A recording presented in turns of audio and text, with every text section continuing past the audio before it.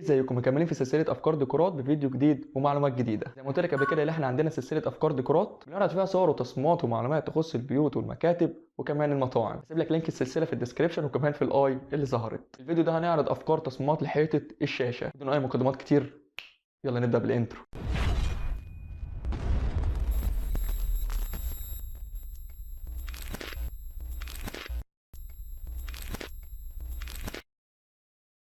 احنا في الفيديو ده هنركز على التصميمات اللي بيكون فيها الواح بديل الخشب والواح بديل الرخام وكمان بانوهات الفيوتك، بحيث ان التصميمات دي بتكون موجوده في السوق الفتره دي. تعالى الاول اقول لك على شويه معلومات عشان تاخد بالك منها كويس وانت بتشطب الشقه. انت بتاسس الخرابه الشاشه بيكون فيه علب على مستوى سفلي وعلب على مستوى علوي. اهم حاجه في العلب دي يكون فيه طبعا باور وداتا واتش دي ام اي وكمان سلك الدش. ريت الحيطه اللي انت هتعمل على التصميم دي تكون متساويه كويس جدا، عشان حتى لو ركبت بديل الخشب او بديل الرخام او حتى بانوهات الفيوتك تكون طالعه مظبوطه. بديل الخشب وبديل الرخام بيركب على الحيطه عادي جدا بسيليكون، اما بانوهات الفيوتك بتركب بمعجون ومسامير، وبنيجي في مرحله النقاشه وبنفك المسامير دي. دلوقتي بقى هنشوف افكار وتصميمات لحيطه الشاشه.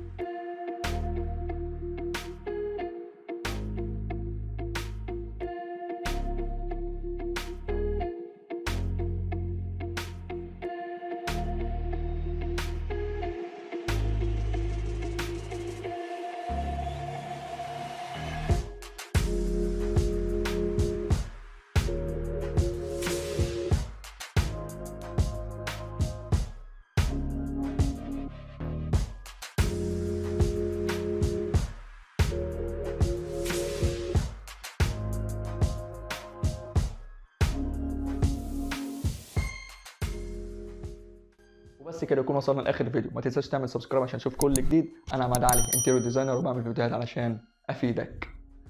سلام.